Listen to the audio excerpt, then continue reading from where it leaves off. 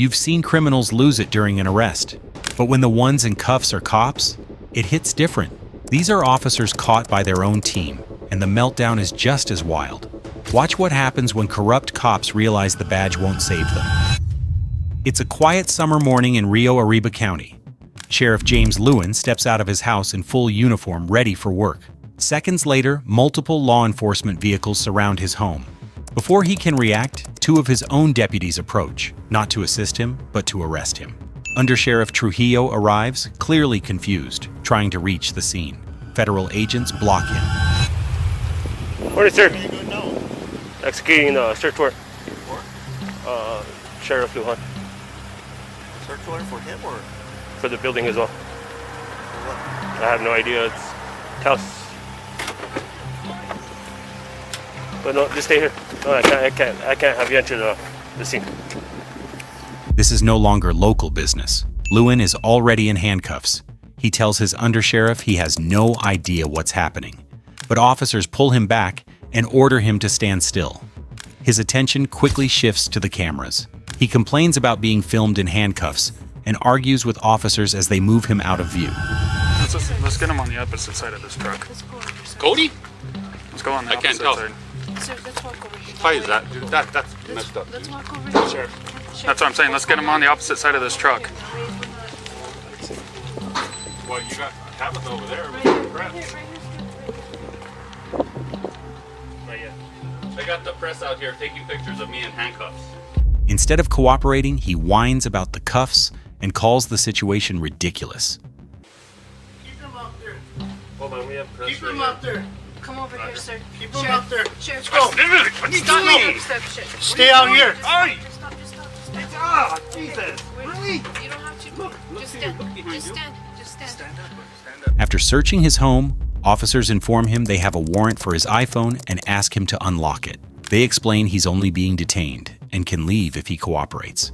Lewin refuses and demands a lawyer. That refusal changes everything. I want this for your iPhone. Okay. So I'm going to read a stipulation. Can you take these handcuffs off? They hurt. They hurt. Am I under arrest? You're being detained. Well, yeah. Why do I have to have cuffs on? They hurt. We'll take them off in a minute. This won't take long. You have a search warrant for my iPhone. You got my iPhone. You want a search warrant for the building. You're searching the building. I don't know what you're searching for, though. I'm going to tell you. Okay. You're not letting me explain this. Let me explain. As soon as I find the page. Officers immediately place him under arrest for obstruction of justice. As they escort him to the patrol car, he protests loudly, claiming he's being treated unfairly. Police search him before placing him inside while he continues complaining. Across the street, the undersheriff calls for backup, but federal agents shut it down. The operation is over. The sheriff who once enforced the law is driven away in the back of a patrol car, facing the same system he once controlled. Donovan Rose is a textbook example of a cop abusing his badge. Late at night, Rose is spotted driving at extreme speeds, pushing nearly 110 miles per hour. His vehicle swerves across lanes, narrowly missing other cars. When police attempt to stop him, he doesn't slow down, he runs. A high-speed chase follows, ending only when he has nowhere left to go. Officers surround the vehicle and place him under arrest. Yeah? I know that's what we're supposed to do, but unfortunately I can't do that.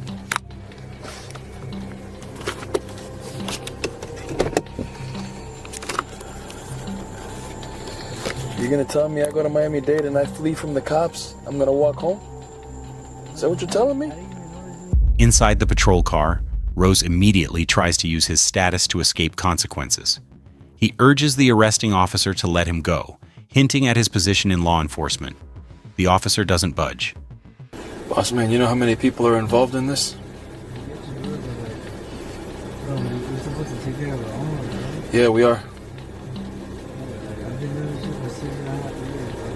And if I came to your county and I put you in this position, I'll take you home. Like, you take me home. You take me home after your sergeant shows up on scene and everybody's got cameras? this is Miami Dade, baby. We take care of you. Yeah? This is what we're supposed to do. I know that's what we're supposed to do, but Unfortunately, I can't do that.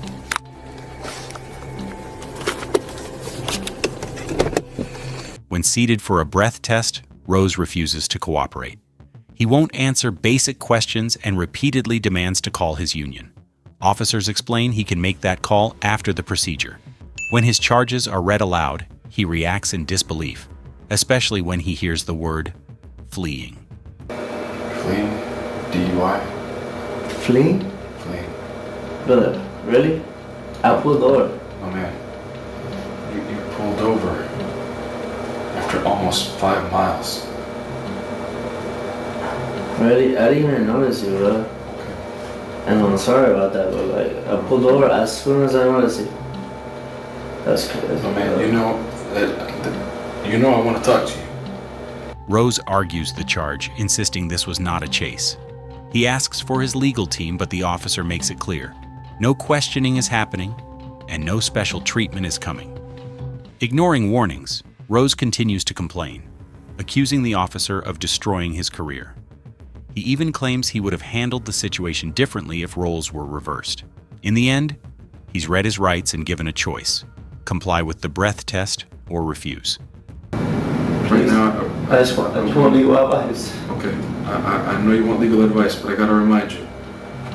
Right now, your right to an attorney doesn't attach when it comes to the breath test. You already consented to the breath test when you got a Florida driver's license. You know that. So all I gotta do is read this to you and you make a decision as a big boy knowing your agency's policies and these consequences, okay? Tell me what you want to do. Refuse. Refuse? Okay. I'm gonna ask you one more time when the instrument's ready. Mark it as a refusal. Okay. His refusal speaks louder than words. That night, Donovan Rose learns a hard lesson.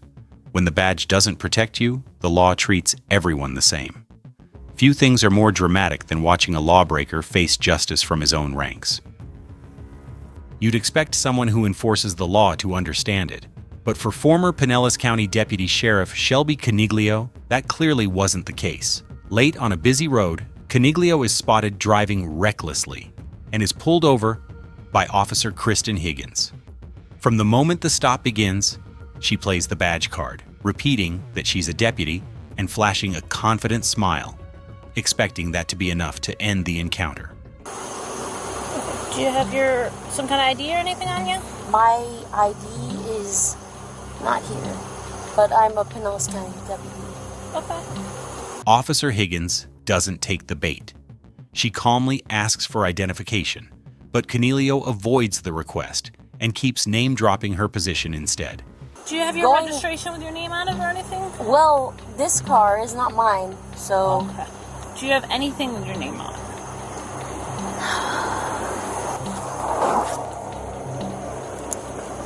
Is that your driver's license right there?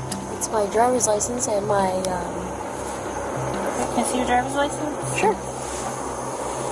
Do you have your work ID? No, it's at home in my cruiser. Okay. Where do you live at? I live at... Okay. So not the address in your license? No. A second female officer arrives, and once again, Caniglio insists she did nothing wrong and just wants to go home.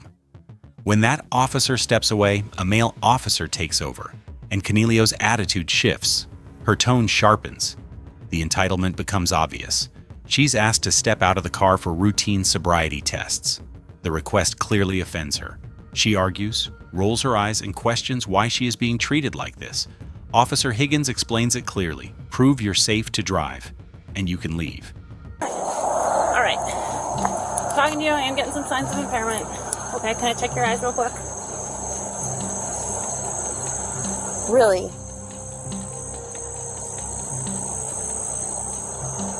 All right. I want to give you every chance to say that you're fine. Okay. So can I check your eyes real quick?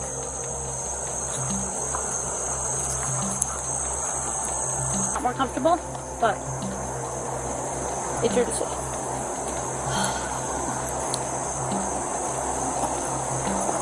Need help?